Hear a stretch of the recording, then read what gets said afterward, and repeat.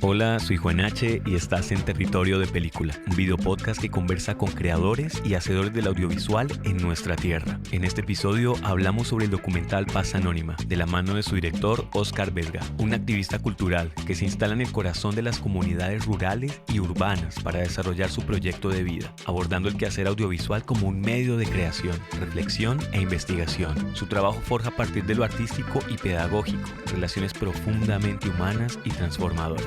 Bienvenidos a la charla.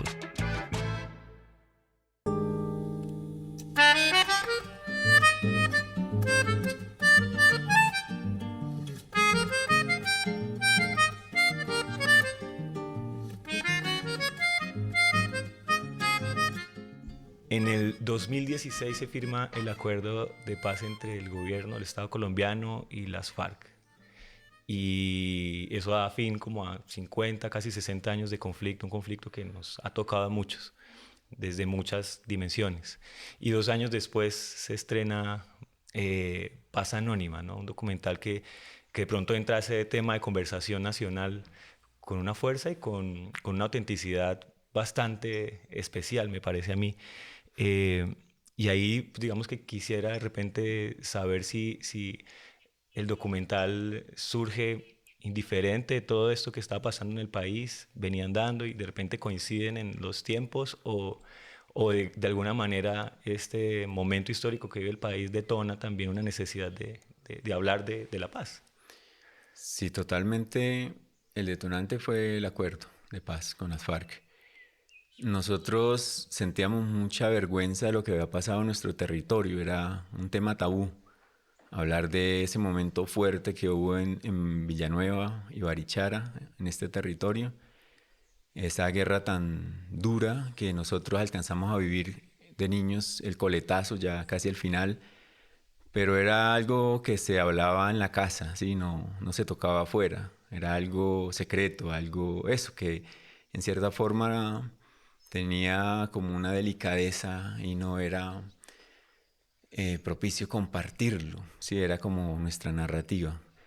Pero ocurre esto con las FARC, a lo cual yo creo que nadie creía en ese proceso de tantos fracasos que había tenido históricamente. Y cuando se da, pues nosotros decidimos auscultarnos como comunidad y decir, bueno, acá también hubo un proceso de paz, ¿sí? Hubo una guerra, un proceso de paz que es exitoso. ¿Cómo ocurrió? Porque teníamos la necesidad de aportar a ese mismo proceso nacional. Entonces lo que hicimos fue averiguar, bueno, un poco la historia nuestra, por qué surge Villanueva, ¿sí? Que surge pues por la guerra partidista donde los conservadores tienen que salir de Barichara. Vemos que luego, por una cuestión de pelearse la burocracia local ya entre conservadores, entre familias conservadoras ya en el pueblo que están establecidas, detona esta guerra tan fuerte que hubo, pero no nos interesaba como buscar responsables ni nombrar quién hizo tal cosa ni tal otra, sino entender qué causas llevaron a lograr la paz, ¿sí? Y decirle al país, vea, esto es posible. O sea, cuando acá estos dos señores protagonistas no se podían ver, eran enemigos acérrimos cuando eran jóvenes, ahora están ahí. Usted va a Villanueva y los encuentra en el parque tomando tinto, hablando. Y eso es... Que es la escena inicial Sí, de la película, ¿no? Uno ve como unos recorridos en dron y termina en el parque de Villanueva.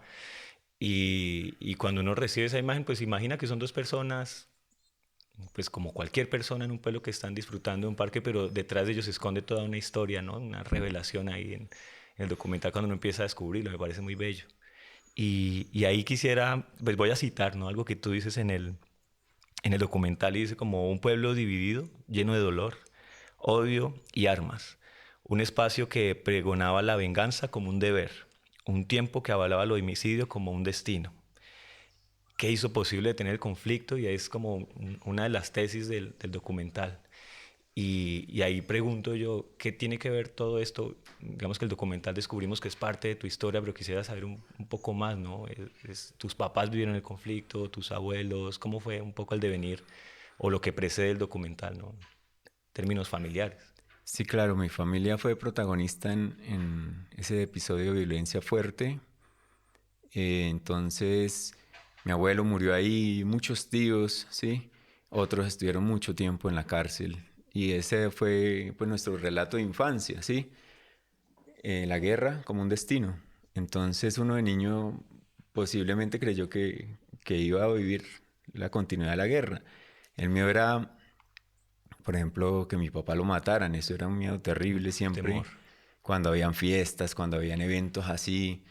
¿Qué Pues edad tenías más o menos cuando me hablas de ese tipo no, de episodios? siempre me acuerdo desde muy niño, de los 3 4 años, me acuerdo esos momentos en las familias de tensión, sí, porque había llegado tal persona y era muy tensionante. Eso es al ver los pueblos, no sé cómo se vivía afuera, pero nosotros en la familia en conflicto eso era muy fuerte, sí, era ver armas, era ver a los hombres alistándose, armándose, esperando a ver qué pasaba. Pero sí ya el proceso de paz que se había logrado estaba siendo tan fuerte que no era mm, digamos, no inquebrantable, pero sí no lo iban a romper de No una era tan manera frágil, sencilla, ¿no? Ya claro. estaba fuerte, ya no estaba, digamos, como en cuidados intensivos. Entonces, eso lo vivimos nosotros y poco a poco fuimos entendiendo que había otras opciones diferentes a la guerra. La educación es una de ellas, El ¿sí? documental lo menciona y quisiera hablar de eso un poco más adelante porque ahí quizás eso introduce otra pregunta que tenemos aquí como en nuestro guión y tiene que ver bueno, el documental se llama Paz Anónima, ¿cierto? Pero el ejercicio que tú haces tiene nombres y nombres muy concretos para la construcción de una paz, ¿cierto? Estamos hablando, por ejemplo, de Eliseo Pinilla, un Ujú. intento, ¿cierto? De pronto no hablaría de un fracaso, pero no logró el éxito, ¿cierto? Un acuerdo en medio de la comunidad y las familias que están en conflicto. Desde luego, el padre Carlos Francisco, el padre Paco, que es todo un protagonista dentro del documental. El señor Carlos el Tigre Noriega también, ¿cierto? Son nombres que quedan en el espectador, ¿no? Y que son nombres propios que dejan saber y cuentan una historia importante, porque, y me da curiosidad, un poco ingenua, ¿no? También inocente, perdóname, pero anónima La Paz, ¿por qué? Porque cuando la gente llega acá no tiene ni No idea tiene idea. que eso ocurrió. Sí, la gente cree que este territorio vivió así como está ahorita, tranquilo, siempre. Sí, que esto lleva, o sea, siendo un pueblo donde usted se pasea por cualquier lugar o a cualquier hora de la noche con total tranquilidad. Entonces es una paz que no se conocía, es una paz que mm, nadie había abordado realmente, ¿sí? Los de acá, el territorio la conocíamos, pero como le digo, siempre eran conversaciones muy íntimas, conversaciones con alguien muy cercano, ¿sí? No podrías hablar de ello en público, pero precisamente volviendo a lo del acuerdo de paz, surge la necesidad de hacer esto público, ¿sí? De empezar a sentarnos a dialogar, porque una de las condiciones precisamente de la guerra es negar la palabra. ¿M? En una guerra, si tú hablas con alguien y ese alguien es enemigo tuyo, tú ya eres enemigo. Entonces es una cuestión de bandos, de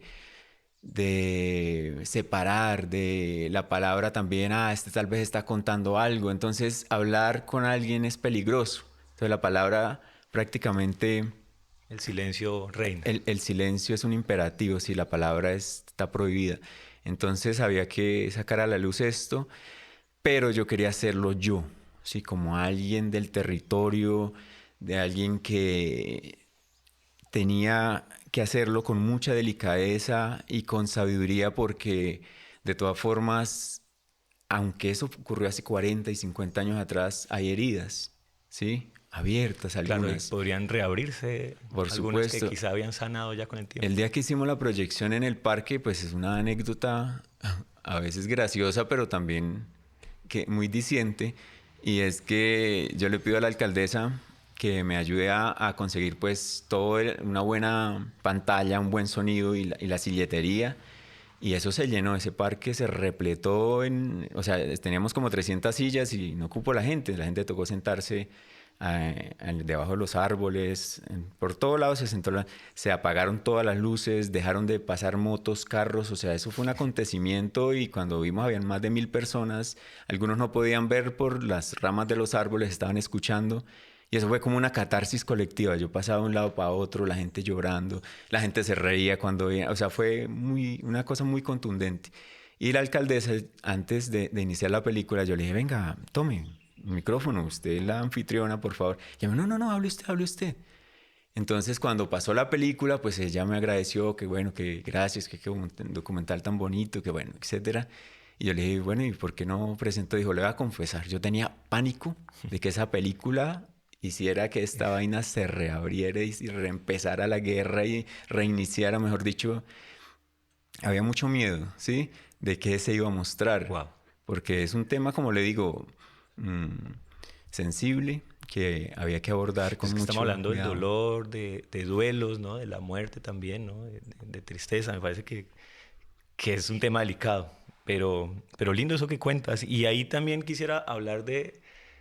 Ay, es que es impresionante cuando uno empieza el documental, no tener referencias, por ejemplo, de ciertos conflictos familiares, ¿no? El documental se estructura y se habla del conflicto nacional, cómo se instaura una comunidad en un lugar, le ponen un nombre y luego entre ellos empiezan a haber situaciones, ¿no? Que los diferencian y eso escala a situaciones bastante pues, lamentables.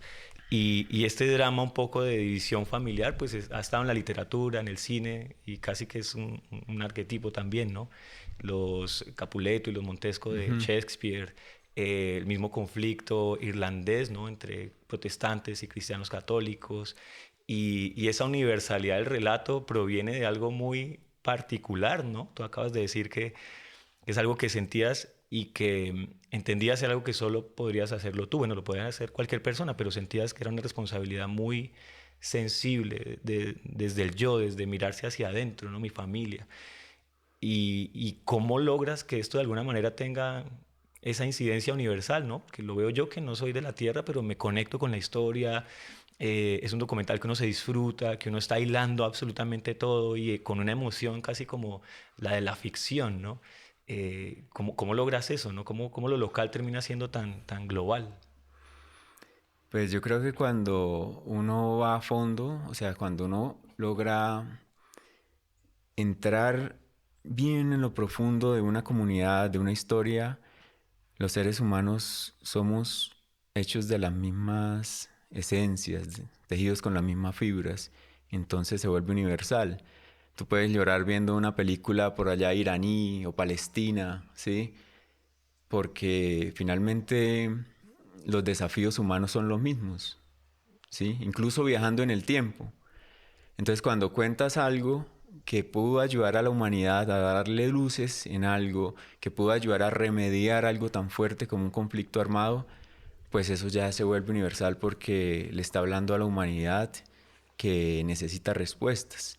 Entonces era, digamos, no intentar abarcar como grandes referentes, sino intentar sumergirse en esa historia secreta de nuestro territorio.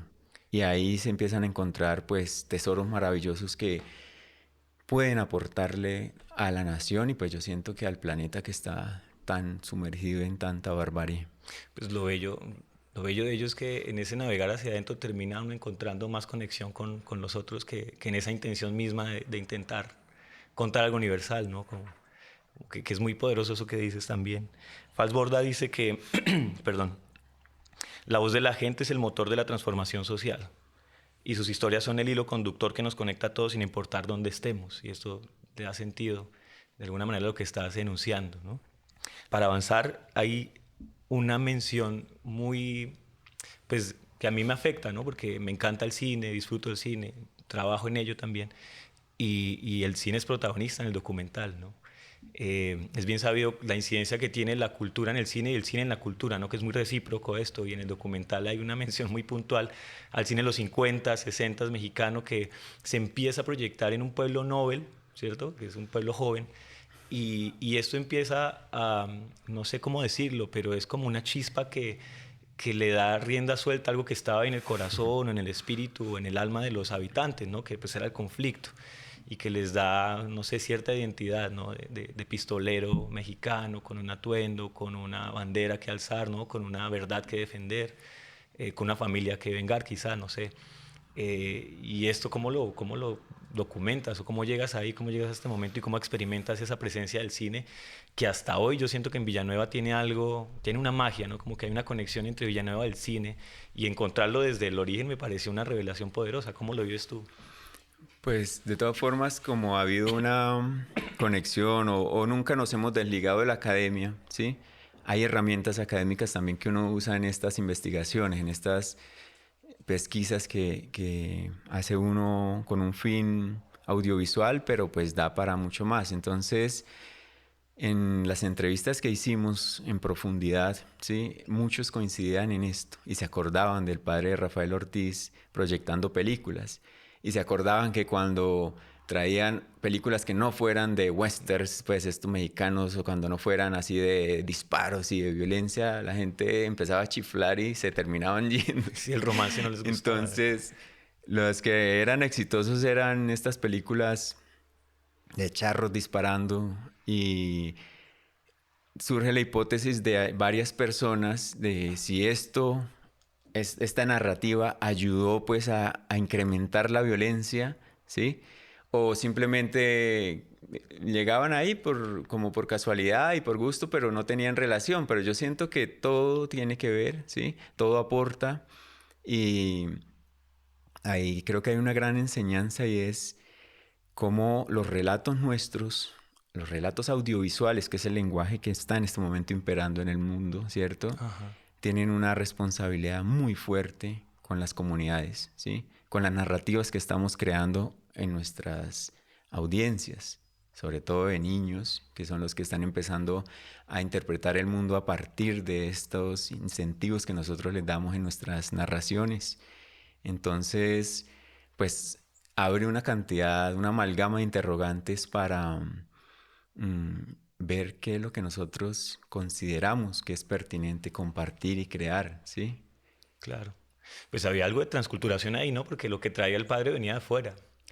Sin embargo, tiene que ver con lo que somos también, ¿no? Y en Colombia pues, nos ha atravesado de alguna manera y una forma de entender el colombiano también está en clave de la violencia, ¿no? Ha sido algo que ha estado presente Mm. en nuestra identidad.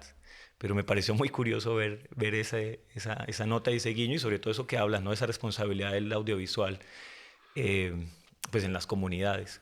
Y esa necesidad también de encontrar una representación, ¿no? Que también siento es algo muy fuerte en el documental, ¿no?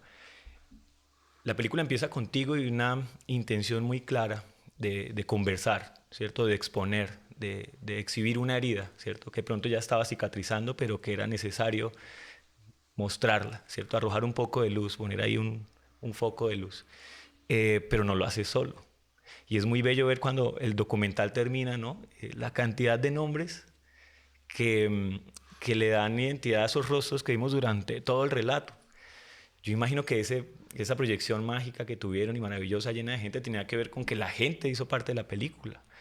Ese trabajo comunitario que tiene que ver contigo, con el ADN de lo que haces tú, con Emilce, que es tu compañera y que también es productora del proyecto, que tiene una fuerza comunitaria, es evidente en Paz Anónima.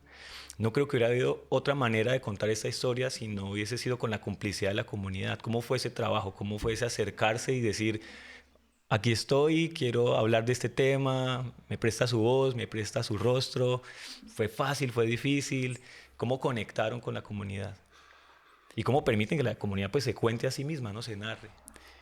Sí, pues yo no me puedo ver como alguien afuera de, ¿no? Ujú. Sino pues yo estoy inmerso en la investigación, o sea, soy un sujeto parte de la comunidad y pues esos rostros, esas relaciones con estas personas, pues no son ni siquiera solamente mías, sino de mi papá, de mis tíos, de mis abuelos.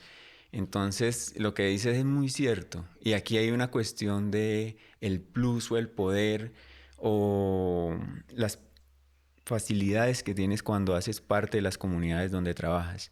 Y es que las puertas se abren.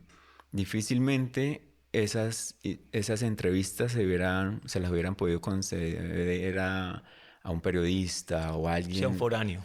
sí, a alguien que no fuera de ahí. No, es impresionante el ver, digamos que yo lo disfruté muchísimo cuando empiezo a ver los rostros de las gentes y no solo verlos, porque hay cierta ficción en medio de la narración y cuando digo ficción es como una puesta en escena de ciertas situaciones que no hay cómo documentar y ver ahí, no sé, un señor de X edad muy adulto, muy anciano, asumiendo un papel y representándose y haciéndolo con una capacidad impresionante, un nivel de actuación que me dejó con la boca abierta porque sentía que había un trabajo ahí muy profundo. Entonces, no solo involucrarlos, sino convencerlos de actuar o sí, como interpretar de interpretarse a sí mismos, porque no creo que estén fingiendo. Eso me pareció que cada uno como que tomó cierto poder para reconocerse. Y eso no es fácil, ¿no? Mirarse al espejo y poder decir este soy yo o este fui yo. Sí, hay una escena bonita, pues como nuestra formación, digo nuestra con Emilce, es el teatro sobre todo.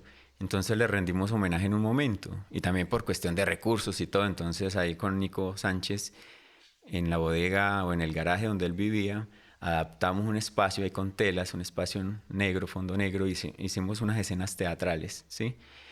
Y lo importante ahí es que quien representaba a los actores en conflicto eran sus hijos o sus nietos, y estaban ahí. Y hay escenas donde ellos se dan las manos y son los hijos De de los que los que antes, estuvieron en medio del conflicto. wow. Entonces eso tiene como un consumo interno que pues no va a ver el espectador, pero de alguna forma eso marca un Pero está tinte. ahí, digamos, yo desconocía eso, pero está ahí, esas escenas están cargadas de eso. Y hay una naturalidad y una belleza en las interpretaciones de estas personas y desde luego tiene que ver con lo que estás diciendo. Y eso me pareció como un acierto y toda una hazaña como realizador. No es fácil dirigir un actor, ¿no? Desde luego ustedes tienen todo el tema de las tablas y el teatro como background y eso les ayuda Mm. bastante, pero me impresionó eso. Me pareció muy bello. Hay además un componente, ¿no? Como una intención pedagógica en el documental, ¿cierto? Y yo imagino que esto deviene un poco de quién eres tú, ¿no? Eres un formador, estudiaste una licenciatura, enseñas, ¿cierto? En el magisterio en Colombia y empiezas a hacer aportes y a crear desde la enseñanza, ¿no? Entonces eres alguien que estimula y que una plataforma de creación para aquellos que están aprendiendo, pero con ellos creas también, ¿no? Me parece que es muy bonito. Y el documental de alguna manera se estructura de cierta manera pedagógica, ¿no? Los recursos que usa son mapas, hay puestas en escena, hay una reflexión en primera persona, intertítulos que podríamos hablar de capitulaciones del documental, hay todo un timeline que recorre la historia desde cierto origen hasta cierto destino y hay una conciencia como pedagógica del relato. ¿Es esto, es una intención o se da porque simplemente es tu ADN? Sí, pues yo comparto el cine como una plataforma para llegar no solo a públicos especializados o a ciertos festivales o priorizar comunidades, ¿sí? Sino yo siento que hay que hablarle a todo el mundo y en este caso pues a mí me interesaba hablarle al país, a Colombia, a darle el mensaje, sí, suena feo decir, dar la moraleja, pero decirle, oiga, la paz es posible. Nosotros la logramos en este territorio, el país puede lograrla a gran escala, ¿sí? Y claro, los mapitas y toda esta cuestión se hace pues para hacerlo un poco más ameno, así como un profe recurre a sus materiales didácticos, pues el cine sí que los tiene. Entonces había como la necesidad de mostrar de la mejor forma posible y de convencer que esto hay que hacerlo porque es posible y porque al lograr una paz hay unos cambios majestuosos en las comunidades. Entonces era eso, coger también como todo ese background pedagógico que tenemos y esa formación también no dejarla, sino ponerla al servicio de ese relato. Maravilloso. En eso que estás diciendo, pues hay una relación muy estrecha con el territorio. Y quizás lo que va a preguntar puede resultar obvio, pero me gustaría escucharlo. Es cuál es tu relación con ese territorio que finalmente da a luz, ¿no? Como que es un territorio fértil, en el siguiente sentido. Cuando se sembró guerra, se recogió guerra, ¿cierto? Un hombre decide sembrar en la educación, viendo que de pronto generaciones ya de adultos eran un caso complejo. Entonces íbamos a invertir en la educación y vamos a tener en los colegios una visión de Villanueva completamente diferente y se empieza a sembrar algo que a lo mejor tú hoy recoges, eso es una bandera que también llevas, ¿no? Que es una relación de formación con generaciones o con niños y adolescentes, que aquí en el Cané Colibrí, en este espacio de formación. Pero cuando se sembró el arte, ¿cierto? Cuando se sembra eh, la amistad, pues la tierra también germinó y dio amistad y arte y es fructífera en ello, ¿no? Yo veo una Villanueva y entiendo hoy una Villanueva porque descubrir que estos encuentros culturales que organizaba el padre Paco desataron un acuerdo comunitario sin precedentes. eh, y ver hoy, digamos que una Villanueva que también es muy vivaz en términos culturales, musicales, teatrales, ¿cierto? Las coplas son algo que está ahí en la identidad. De hecho, escuchar a un señor coplar, no sé cómo se diga, pero recitar ciertas coplas al padre y verlo en el documental hacerlo, pues me pareció súper bellísimo, porque cuando uno se acerca a Villanueva empieza a detectar ciertos matices, ¿no? Cierta festividad, cierto movimiento popular muy bello. Cuando la tierra se sembró con violencia, recibimos violencia, pero cuando la tierra se sembró con el arte, pues recibimos el arte. ¿Cómo experimentas tú esto? ¿Cómo vives esto que pronto para mí es una interpretación, una lectura muy personal?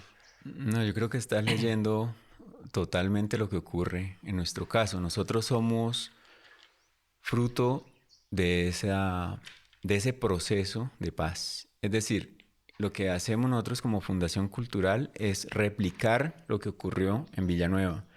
Entonces, nuestros frentes de trabajo son prácticamente los que hicieron posible la paz. Entonces, estamos en la educación, ¿sí? Estamos creando espacios culturales como este Caney para que precisamente se encuentren aquí los que van llegando al territorio con los que estamos acá desde hace decenas de años o incluso siglos, ¿sí? Estamos trabajando también en este momento, bueno, eso tal vez no lo contemplaron en su momento las personas que hicieron la paz, pero la regeneración y restauración de los ecosistemas. Es decir, todo lo que nosotros hacemos tiene que ver con extender a donde más se pueda la paz. Suena utópico. Los procesos de paz son decisiones históricas. Los pueblos llegan a la decisión de la paz cuando entienden la inutilidad de la guerra, cuando deciden cambiar el proyecto de venganza por el proyecto de futuro, afirmaba Diana Uribe en el 2016, un año en el que, en Colombia, nos embarcamos en dicha misión. No salgas de nuestro territorio. Continúa la experiencia a través de las redes sociales y la plataforma www.territoriodepelicula.com. No olvides compartir un trozo de nosotros. Hasta un próximo episodio.